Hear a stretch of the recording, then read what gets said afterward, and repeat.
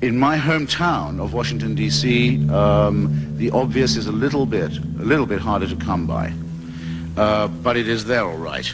It's a more complex and a highly evolved obviousness. The mass media in my hometown deny any attachment or any allegiance to anyone of any kind. They have what I call the ideology of objectivity. The ideology of objectivity denominates the press itself not as the gatekeeper of any one party or issue, but as the generalized guardian of the consensus. In other words, there is a feeling on the part of those in charge of the mass media in Washington and New York that they have almost a state responsibility, that knowing their power, they are determined to use it, as it were, as a servant of the stable, the orderly, and the predictable. This lesson is of the first importance. The test, by the way, of the front runner is always the same test.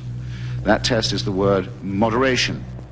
That is the only test to which a Democratic candidate, senator, governor, politician, or aspirant may ever be subjected by the press.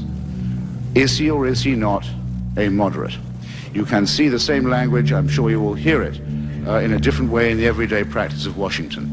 Why should it be that the word partisan is an automatic pejorative in Washington discussion? Have you noticed that the word partisan is always an insult and the word bipartisan is always a compliment? If these words as used meant what they normally mean, what the consensus would be saying would be the following: if it goes on like this, partisanship, we'll end up with a two-party system. Now, I don't believe this is what they mean to say, but this is the journalism that they actually commit. Always look, in other words, to the language. Always look at what's staring you in the face. Always look at the obvious. In any other discourse, of course, the same people would say that it was the proudest boast of the United States that it was the most politically pluralist country in the world, but its discourse gives away the secret. The secret is partisanship is to be feared because it would mean two parties.